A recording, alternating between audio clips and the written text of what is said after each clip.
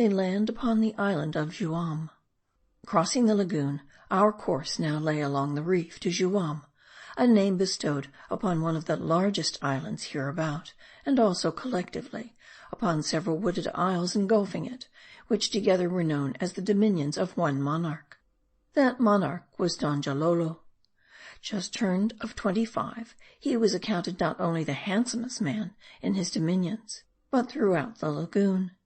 His comeliness, however, was so feminine that he was sometimes called Fonu, or the girl. Our first view of Juam was imposing. A dark green pile of cliffs, towering some 100 toises, at top presenting a range of steep, gable-pointed projections, as if some titanic hammer and chisel had shaped the mass. Sailing nearer, we perceived an extraordinary rolling of the sea, which, bursting into the lagoon through an adjoining breach in the reef, surged towards Juam in enormous billows. At last, dashing against the wall of the cliff, they played there in unceasing fountains. But under the brow of a beetling crag, the spray came and went unequally. There, the blue billows seemed swallowed up and lost. Right regally was Juam guarded, for at this point the rock was pierced by a cave, into which the great waves chased each other, like lions, after a hollow, subterraneous roaring issued forth, with manes dishevelled. Cautiously evading the dangerous currents here ruffling the lagoon, we rounded the wall of the cliff, and shot upon a smooth expanse on one side, hemmed in by the long, verdant northern shore of Juam, and across the water, sentinelled by its tributary islets. With sonorous vivi in the shark's mouth, we swept toward the beach, tumultuous with a throng. Our canoes were secured, and surrounded by eager glances, we passed the lower ends of several populous valleys, and crossing a wide, open meadow, gradually ascending, came to a range of light green bluffs. Here we wended our way down a narrow defile, almost cleaving this quarter of the island to its base. Black crags frowned overhead.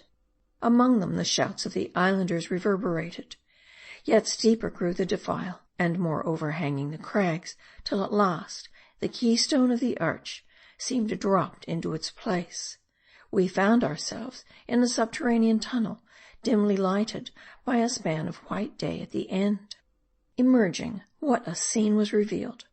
All round, embracing a circuit of some 3 leagues, stood heights inaccessible, here and there forming buttresses, sheltering deep recesses between. The bosom of the place was vivid with verdure. Shining aslant into this wide hollow, the afternoon sun lighted up its eastern side with tints of gold.